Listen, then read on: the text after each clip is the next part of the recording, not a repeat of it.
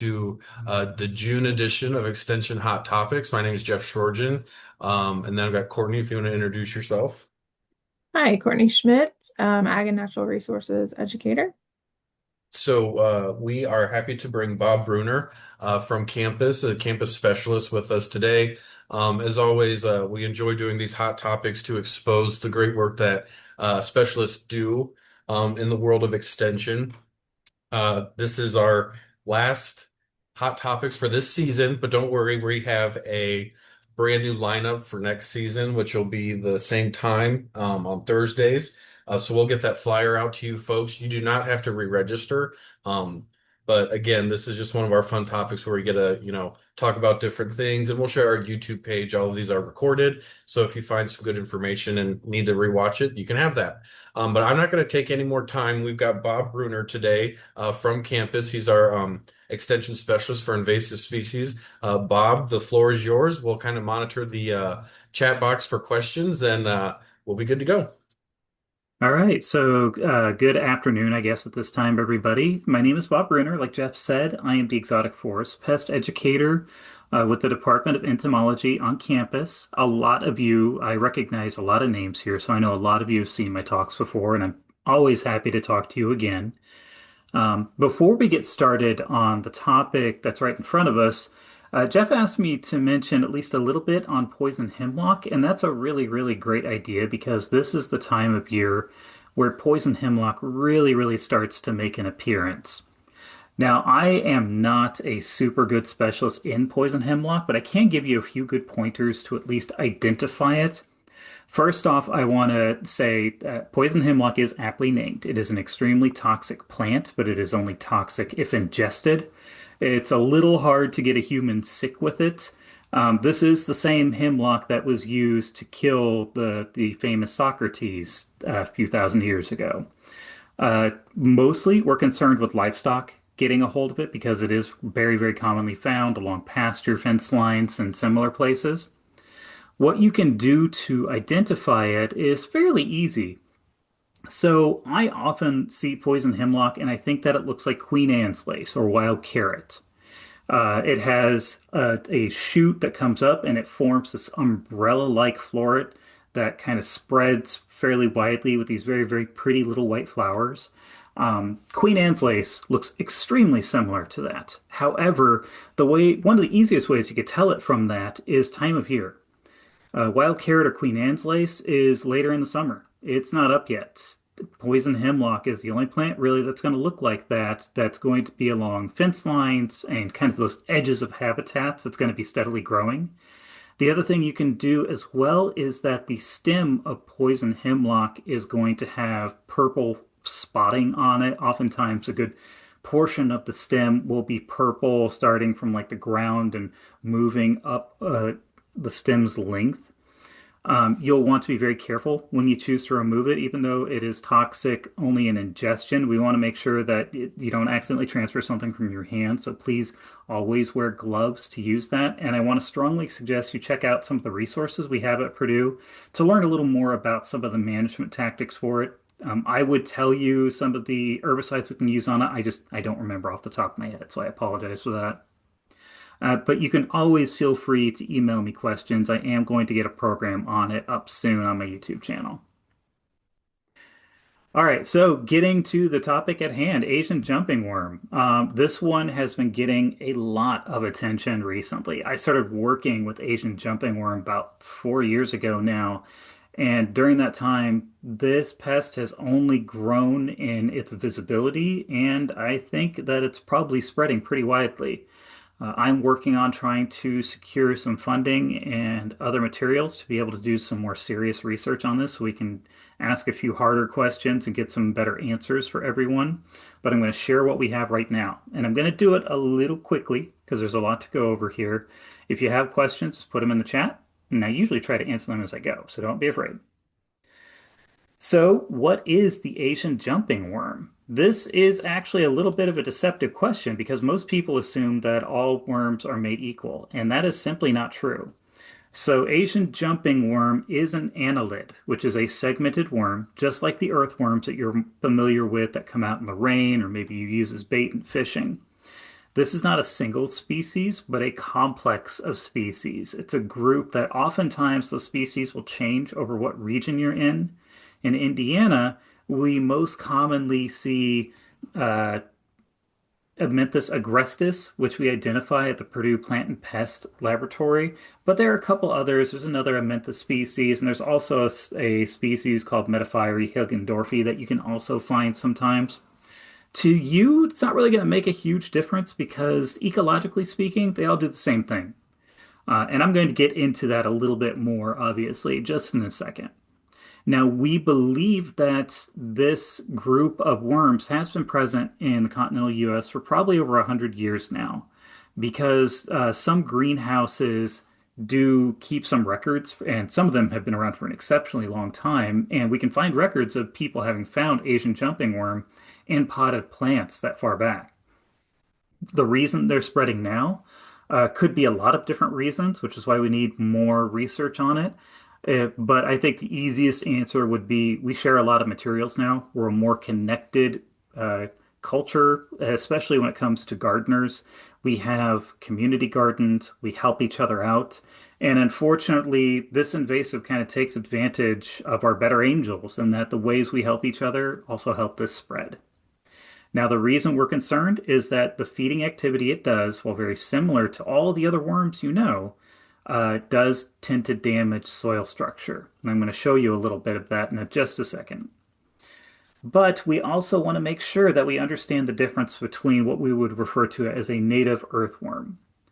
Now, you see I've got native there in quotations. Well, the reason for that is that we have very few native species of earthworms, especially in this part of the United States. You can find them on occasion. They are present. However, most were eliminated during glaciation. You may recall glaciers did cover this portion of the United States a very, very long time ago. And when they did, they scraped off topsoil, extirpated all of those species that would have been here now. And most of the earthworms that you see in this day and age are European earthworms that have been introduced either during colonization, where they would be in ship's ballast, because ship's ballast used to be filled with rock and soil that they would pick up. They were introduced through potted plants that we brought over, or we intentionally introduced them to improve our agricultural practices. As recently as the early to mid 20th century, farmers didn't believe that earthworms actually helped out their growing until a lot of research work began to prove that this was actually very, very helpful and began introducing them into agricultural fields. What's really interesting, especially to someone like me, I work primarily in urban forestry, is that earthworms, including our European or quote unquote native earthworms, are actually a little bit of a double-edged blade. They are very beneficial if you're running a garden, if you're growing row crops. However, if they get into the woods, they aren't beneficial. Those same things that offer a benefit to growers, aerating the soil, removing dead plant material, is actually bad for a forest ecology and will cause it to reach late stage succession very, very quickly, which is not something we want to see.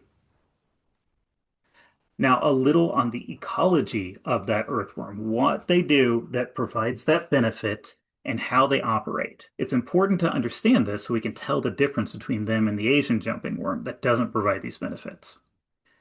So first off, earthworms in general, all of them, tend to feed on leaf litter and decaying plant material that is on, say, a forest floor or just any area where there are a lot of plants growing that are also growing, dying, losing leaves, etc. The earthworms that we are familiar with, that we like, can exist at a few different layers of the soil, and there's some fancy words for it like epigeic, anageic, that kind of terminology. If let's use an example of, say, like a European nightcrawler. This is a worm that burrows down into the soil, creating tunnels and channels that allow water and gases to exchange with the plant root system. They're going to take that decaying plant material and they're going to drag it down into the burrows they create and feed there. When they do, they produce castings, which is a nice way of saying worm poop, that are very, very rich in organic matter that breaks down really well into the soil structure. Thus, we get several benefits from having those worms. We get increased organic material in our soil, And the soil aeration and increased water porosity really, really help plants grow, especially if you're in an area where, say, your soil may be sensitive to compaction. For example, I grew up in White County, Indiana, and there was a lot of compacted soil up there, and earthworms there would do a lot of good and help loosening up that soil to keep gardens going. Now, all species of earthworms possess both male and female reproductive organs on their bodies, and an organ known as a clitellum. Now, the European worms that we're accustomed to need a partner to reproduce, and they will do so once a year, and they'll tend to produce about 20 to 30 egg cocoons. An egg cocoon is a packet that contains about 10 eggs, and the cocoons themselves are about the size of a mustard seed. If you ever want to do one of the harder things you've ever done, go and learn how to identify earthworm egg cocoons because it is not a fun experience. You aren't probably going to be very successful at it. I've only seen one paper that's even laid it out very well. You need a lot of experience working with them to really know what you're looking for. Now, an European worm can live up to 10 years in ideal conditions, but when they say ideal there, they mean like in a laboratory where they're living in a terrarium and they're being fed. In nature, I would guess they live between 2 to 3 years because they're going to be subjected to predation by birds and insects and other organisms. But they can live a few years. So this brings us to what the difference is between the earthworms we know and want and Asian jumping worms. And the first major difference is the impact of their feeding and what it does to soil. And what you're looking at here is an example of that damage that was taken by Penn State Extension. I have a colleague over there who I graduated with who does a lot of work on this, and a lot of these images are from him and the people he works with. I can't take credit from any of these. So what we see here is that European worms, like I said, burrow deeply into the soil. They create those nice channels, those nice burrows, whereas Asian jumping worm, the worm we don't want, lives in the very first few inches of topsoil. This is a worm that it's referred to as epigeic. It lives on top of the soil, and it will consume decaying plant material, mulch, etc. And what happens is as they feed, instead of creating these worm castings that have a nice ability to break down in soil and help restore nutrients to it, their castings tend to lock nutrients in, and they don't break down very easily at all. So you have these castings that are sitting on top of the soil that aren't releasing nutrients, and they have the consistency of coffee grounds. So anytime there's some kind of hydrological event, like a good rainstorm, maybe some flooding, all of those nutrients get washed away, and they probably go in the nearest water source and turn it, suddenly have a green pond somewhere. And this is what it looks like before that happens. These are their castings locking in those nutrients. They create very, very barren soil where only a few species are able to really be successful in. The plants that are able to grow in this environment are plants that are accustomed to being able to enter any environment, tolerate very poor conditions, and grow very rapidly. So that means that that's a profile that fits many invasive plants. So they're creating an environment that's probably going to be taken advantage of by invasive plants. So it's kind of a double whammy right there.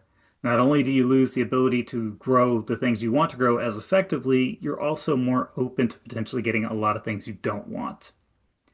By the way, this image here, which was taken by some people working in the Wisconsin Medicine Arboretum, they are the folks who first really did serious research into Asian jumping worm, and that research is ongoing. They have a lot of great information on it, and I want to encourage all of you to take a look at the work that they're doing and the work being done by Penn State. But this image right here, that's not two pictures. I put the red line there. Here's the actual original picture. What you're seeing there on the left is where the worms have been feeding. The surface is stripped almost entirely of plant material, and you can see all those castings that have that coffee ground appearance. And then on the right, you could see someone cleaned up the worms, or the worms just weren't successful and they didn't keep moving on. And you could see all that good plant material that's sitting there decaying and putting materials back into the soil, which is what we want to see. So a little on reproduction and life cycle of Asian jumping worm. The reason I always bring this up, and I'm sure a lot of you have heard me say this before, is that if you can understand how things reproduce and what their life cycle is, you understand almost everything about the organism in question. And I want to make sure you leave here today knowing this, because this is a great picture of an Asian jumping worm right here. This is one that we took. This was taken by Chris Worth in the Department of Entomology. He helped me out with getting a great image of this Amynthus agrestis right here. I love this picture. So, when it comes to Asian jumping worms, the adults only live for a single season, and they don't need a mate to reproduce. So that means that these worms can effectively self. They don't need a partner, and they will just start laying eggs as soon as they reach sexual maturity, essentially. The egg cocoons are laid during the fall, and they will overwinter in the soil. By the way, some of this isn't true anymore, and I'm going to explain why in a minute. And they will also resemble mustard seeds. Hatching will begin as soon as temperatures are consistently above 50 degrees Fahrenheit and the adults can develop within 60 days. Now, a little more. Asian jumping worms cannot survive Midwestern winters unless they find a safe place to live. So, what we've been finding now is that these worms, their reproductive cycle does not appear to be linked to photoperiod. They don't seem to care about what time of year it is. They care about how warm it is. So, if they can find a warm place, they will keep reproducing and they definitely will still be around. Before I really started diving deep into Asian jumping worm, the consensus was that you would see adult worms in roughly August because the temperatures would reach warm enough in the spring. The worms take 60 days to reach sexual maturity, so you wouldn't find adult worms until like the late July, August area. Unfortunately, that's just not true anymore. Each year I've been looking at this, I've been getting calls and questions where people would be finding worms in March, they would find them in February, and the earliest time I have seen people finding adult Asian jumping worm was this year. Someone reached out to me just after Christmas on December 29th. They had found Asian jumping worms in their compost. Now, the reason for this is, and I bet some of you heard this or guessed, is because compost, mulch, and similar materials tend to be internally warm. We may keep soil in our garages, which won't fall to a cool enough temp most of the time during winter season. Mulch and compost, if you're doing your best management practices with it, will tend to be a bioreactor where they will stay internally warm throughout the entire year. So that means the worms can complete their life cycle in material that is practically nothing but food for them. And we have been seeing this become more and more widespread. So Asian jumping worms, which traditionally were believed to only have a single generation in a year in the United States, or at least in Indiana, we're seeing that they're having many generations now. And like I said, they're taking advantage of the practices that we do that are the best management practices we have. And that's kind of a nightmare scenario. And that's why you're probably here right now and why I get a lot of phone calls on this. Now, these are invasive and they aren't meant for this environment. So even though they're able to reproduce very quickly, they run into problems. For example, that second bullet point on this slide here, it says, while prolific jumping worm species tend to go through boom and bust cycles. What happens is their population explodes and they consume all the food they can, but they don't have any kind of natural population control. So they'll strip out all the available food, and the next generation will experience a serious die-off because there's just simply not enough resources for them. We have not yet seen evidence that that will completely eliminate a population, though. And that's one of the things that I hope to research soon to get more information on to see what happens there, how do they recover, or do they move to different locations. One thing that I also want to add here, I've mentioned we're finding them in compost, mulch, and enclosed soil. So what that means is we are finding them in potted plants. We are finding them in soil, mulch, and compost in bags that are bought from stores. We need more evidence to discover what the source of that specifically is, but right now, I would treat every bag of soil and compost that you get as suspect, and you want to make sure you check it for Asian jumping worm. So how do we identify them? How do you check it for Asian jumping worm? There are several fairly easy ways you can do this, thankfully. One thing that I particularly found entertaining when I was first learning how to properly identify those, the picture you see in front of you right now, I originally thought was a night crawler on the left and an Asian jumping worm on the right. And I have since realized that I was wrong. And what we're looking at here is an immature Asian jumping worm on the left and a mature adult on the right. And I'm going to explain why that is. So just a few things to go along with that. So how can we identify them? Sometimes the worms will be more melanized on one side because they are epigeic. They're on top of the soil, so they're exposed to the sun more. But there are other epigeic worm species that are native or European worms, and they can do the same thing. So that's not necessarily a good trait to use. They reach approximately 6 inches in length, but length does not seem to be a good diagnostic characteristic for them because they can be lengths that are very similar to the worms that we already have. There's nothing that really shows that they tend to be bigger. However, one trait is that these species thrash and they are extremely mobile. There's a funny story I like to tell with this. So I was in my office on campus in the entomology department working with some Asian jumping worms, and several of the grad students who wanted to learn about them decided to come by my office to check them out while I was working with them. The worm that I had was still alive. I poked it with some forceps. It leapt out of the petri dish I had onto a chair nearby that was about 3 feet away, and then it leapt again another 2 feet onto the floor. And one of the grad students who was watching took off so fast there was a puff of smoke behind her. These are very creepy when they thrash. I'm only exaggerating slightly there. They thrash around like a snake, and they are extremely active if you mess with them. You've probably seen worms that try to curl in on themselves and spin in circles and do different things if you poke them. This is like that times 1,000. They will move a lot. Now, like other worms, it's going to be affected by how warm it is. The cooler they are, the less they'll move around. But even then, they still move around a lot more than other worm species.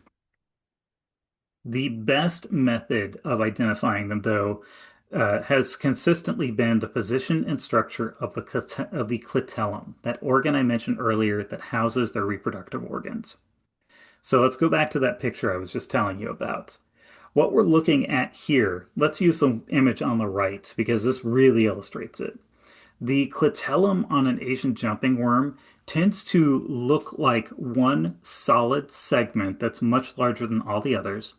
It tends to be located fairly close to the anterior end or the head of the worm, where its mouth parts are. And it will generally be much more pale in color compared to the other segments around it. And as you can see in that picture on the right, that's really telltale right there. You can tell very easily.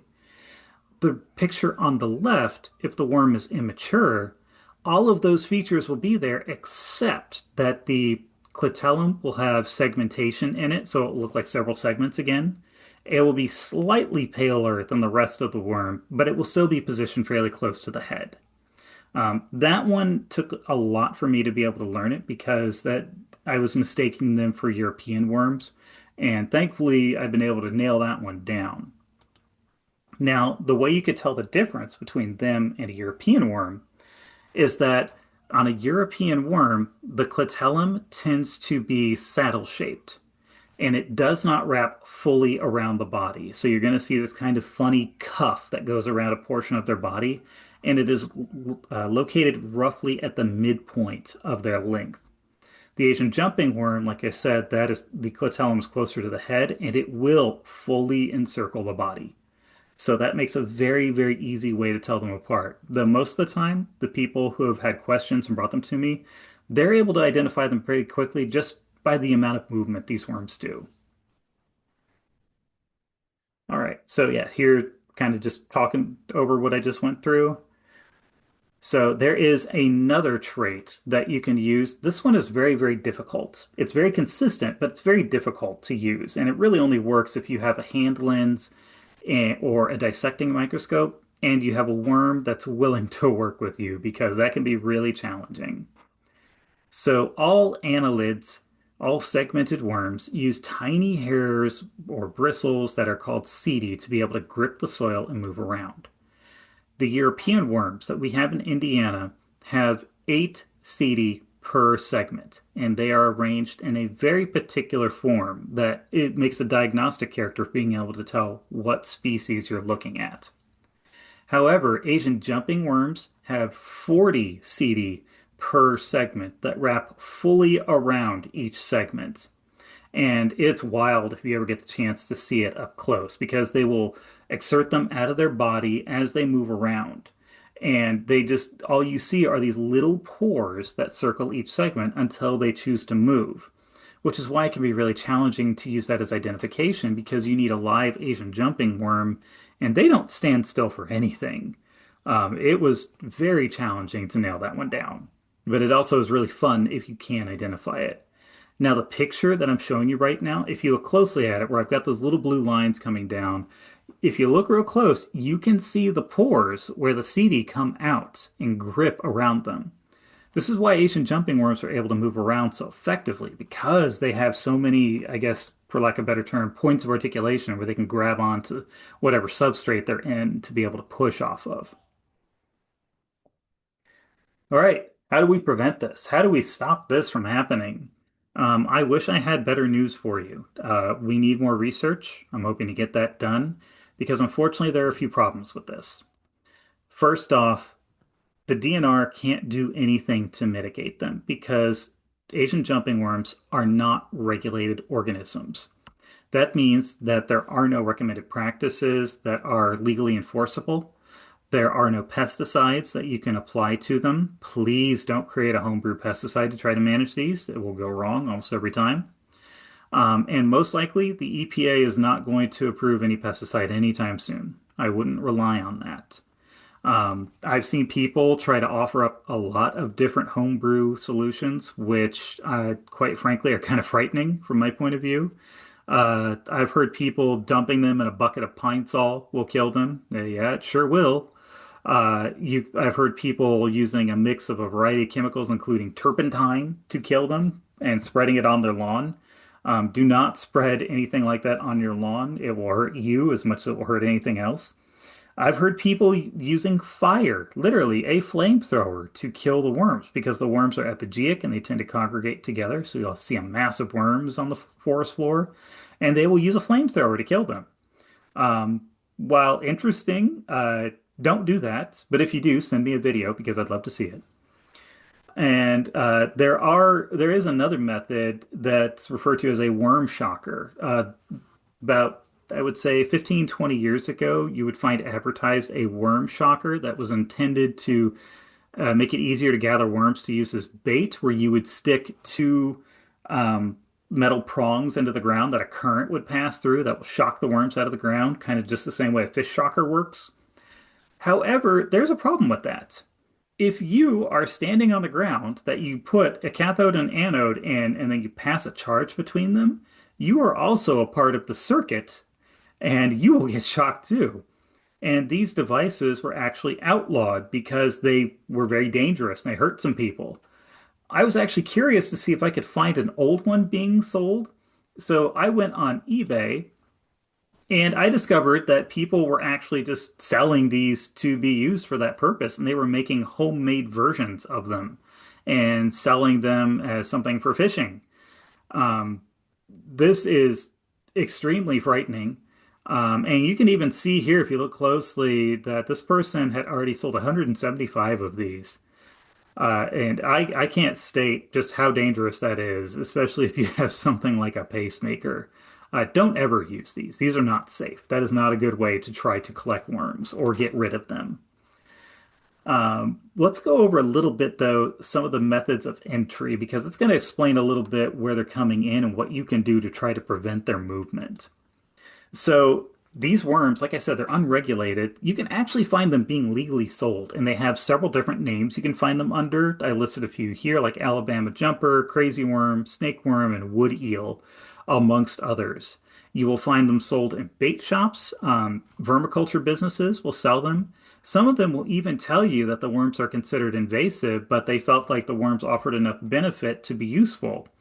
I don't know where they're getting their information from. Unfortunately, that's just not true. They are not useful. They will actually ruin your soil quality. They won't give you any kind of benefits. And like I mentioned when I got started, we're finding a lot of worms in bags of compost and mulch, etc., that are just being bought in stores that are already infested, meaning that there could be some kind of point where contamination is happening in the production line. And that's something we need to do more research on, though, to find out if that is true and where it could potentially be happening. So I want to emphasize that prevention is going to be your best first step, like with a lot of invasive species.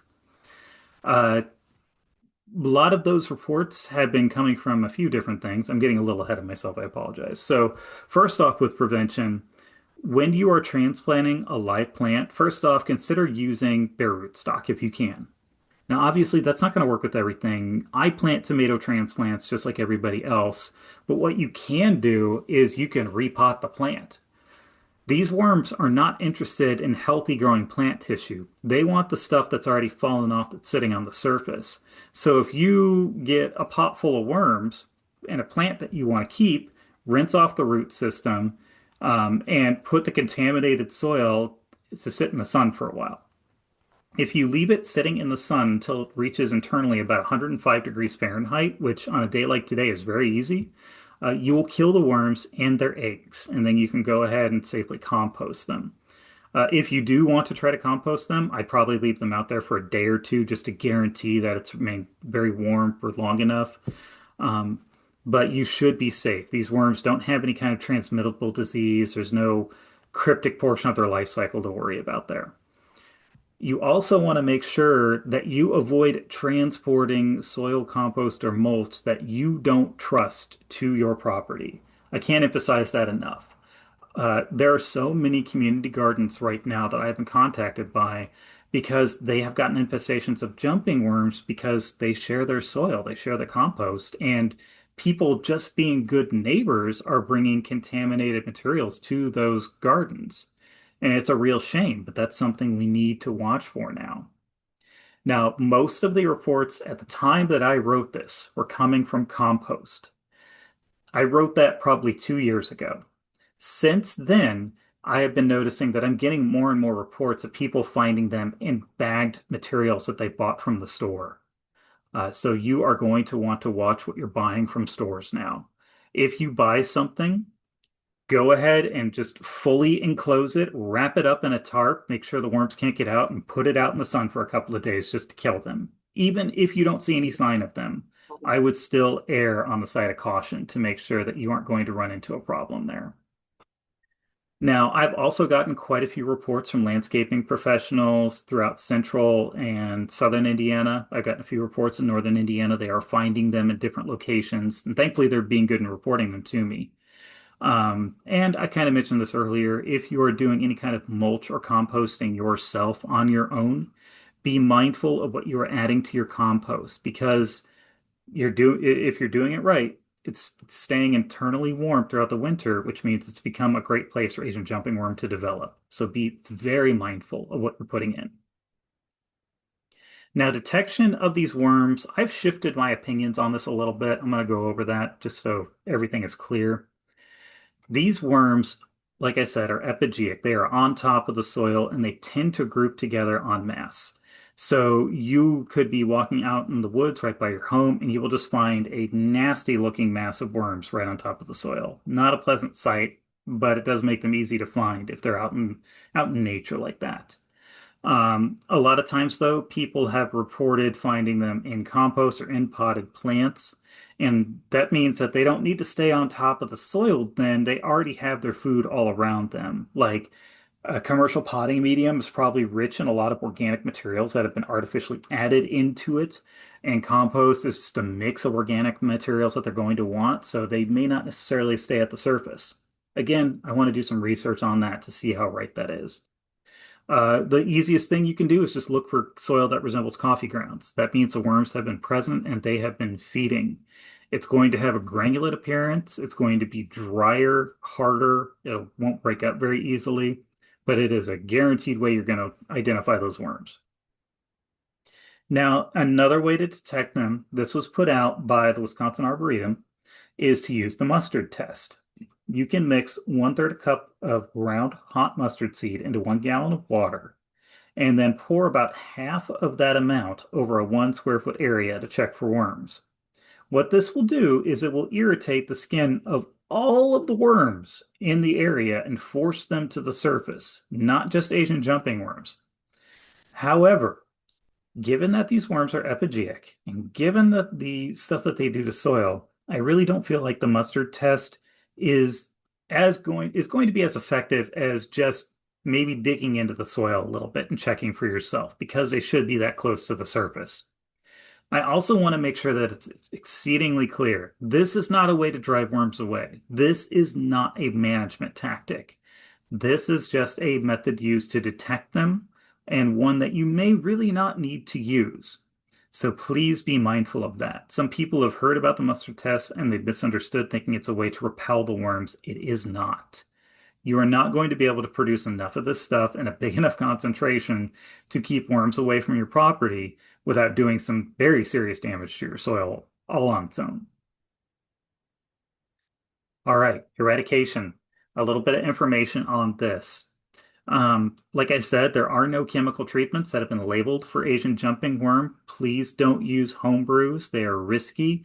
They could do damage to your soil, your plants, or you. The best way we've discovered is simply to heat kill them. You can either hand pick them or put whatever material they're mixed in into an enclosed bag or something and use the sun to kill them. It may be a little work intensive, but it's a really good and effective way to manage them. Um, you have to make sure, though, that if you choose to solarize them, they need to be enclosed. You cannot just spread material out in the sun because they are worms. They will run if they feel like they can't exist in that environment anymore, and they'll just go to the next nearest spot that they like. So make sure that if you do this, you have fully enclosed everything. Some of the things that I think a lot of you should also be conscious of here is do not share plants from contaminated sources, especially if you are working in the environment of like a plant sale or an herb exchange or in a community garden. So be mindful of that. Check all your plants, only get them from sources that you trust. Um, Now, if you do get plants entered into your system that come from a contaminated source, like I said, if there's something like a transplant or similar, you can wash off the soil, make sure that soil goes into a bag that you can then solarize. The plants themselves should be just fine. Just wash the root system thoroughly. And for those of you who are volunteers with organizations or are master gardeners, one thing I really want to emphasize to all of you is I'm just one voice. I talk a lot about this. I love hearing the sound of my own voice, but you all are spread amongst your communities and you can reach a lot more people than I can sometimes. Please help your communities to learn about these. I am happy to provide you whatever materials I can. One of those materials is the Purdue Plant Doctor. I have put in an entry for Asian jumping worm. So if you type in Asian jumping worm in that little search bar, it's going to take you directly to this. That'll give you lots of information on these worms along with pictures. I also want to encourage all of you to report these worms, especially on EdMaps. I should be on there as a verified reviewer now, I believe. I need to double check that. But if you report them on EdMaps, that way we can make a pretty effective distribution map of where they are. If you go on there and check right now, you'll see that Bloomington has a lot of people working very hard to identify them. They've got a pretty sizable infestation over there that they're working on. You can also call DNR to report them. Again, I want to emphasize DNR can't do anything about them. That's that 1-866 number you see right there. But what they will do is they'll share that information with me and I will keep records of it so that way we can keep building that map. All right. With that, I'll open the floor to any questions you have about Asian jumping worm or any invasive species that you might have questions on. So if you guys want to put questions in the chat box, we can go that route. Someone did mention spotted lanternfly. Any updates on that? I know you did give a video about 2 years on that, but how it's been spreading and what you've seen. Yeah, so I'm actually working on getting an article out early next week on this one in our Purdue landscape report. So spotted lanternfly is continuing to spread through Indiana. DNR has it now in, I think, 21 counties across the state. Now, one thing that I want to emphasize is what it's doing right now this time of year. So, spotted lanternfly has recently hatched at the end of May, early June, and it's in its first instar. It's in its first developmental stage.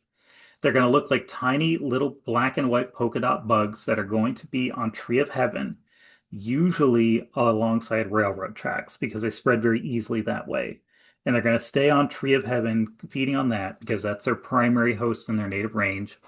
And as they grow and develop about halfway through the summer, they're going to start moving to other trees like maple and black walnut.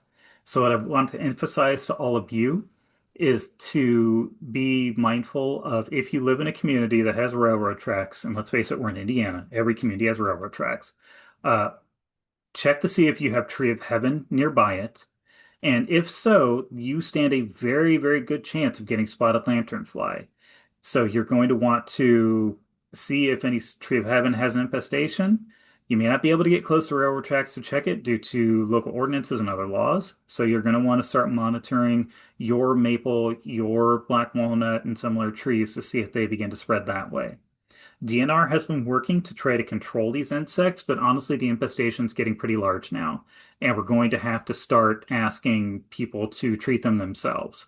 And there are a few different systemic insecticides that you can apply as a soil drench or spray. You won't do any damage to the pollinator community so long as you're following the label directions and apply post-bloom. And they don't seem to have any resistance built up, so the treatments appear to be pretty effective still. I do see someone asking, do we know if robins will eat Asian jumping worm like they do with earthworms? In theory, yes. But the trouble is that that behavior that Asian jumping worm has where they thrash like a snake, that is a defense against birds eating them. So the robins need to realize that they're not dealing with a snake, that they're looking at something they can eat. There's nothing stopping them from doing so. The worms don't have any kind of defensive chemical or anything like that. It's just going to take them time to identify what they're looking at. And since these worms appear to be so strongly associated with a lot of human activity, like gardens and potted plants, they may be more hesitant to approach those areas depending on what your area looks like. I also want to mention too, and I forgot this, the Asian jumping worms do appear to also easily spread in nearby woods if you have some on your property. So like I live in Terre Haute, we're in a tree city. If we get them here, they would probably pretty easily spread into a lot of our wooded areas. So just kind of keep that in mind too. See, do we have any Awesome. other questions? Nope, I think we're good. I just wanted to say real quickly, the post-program survey is in the chat box. That helps us with our reporting. If you folks can click on the link, or let us know if that's not working. I like to usually throw that in there and not have it set up correctly. So, um, other questions, we can leave it open for a little bit. Otherwise, thank you, Bob, for coming out and sharing that with the jumping worm. I know that's kind of the new thing coming through. If you're okay to stay on for another minute or two, we can maybe wait for the chat box. But that concludes our program. I did want to thank everyone for being here live. And then I just wanted to share some information with Hot Topics. We're really happy with our turnout. We've got over 400 people registered for the sessions. We've got 56 of the counties in Indiana have representation, and we've got representation from 6 different states. So we're hoping to keep this going and make it valuable for folks. But we'll keep going as long as we can, and appreciate everyone with your questions and your participation. So, Bob, if you're okay to stick around for a minute or two, I think we'll just wait and see if we have any more.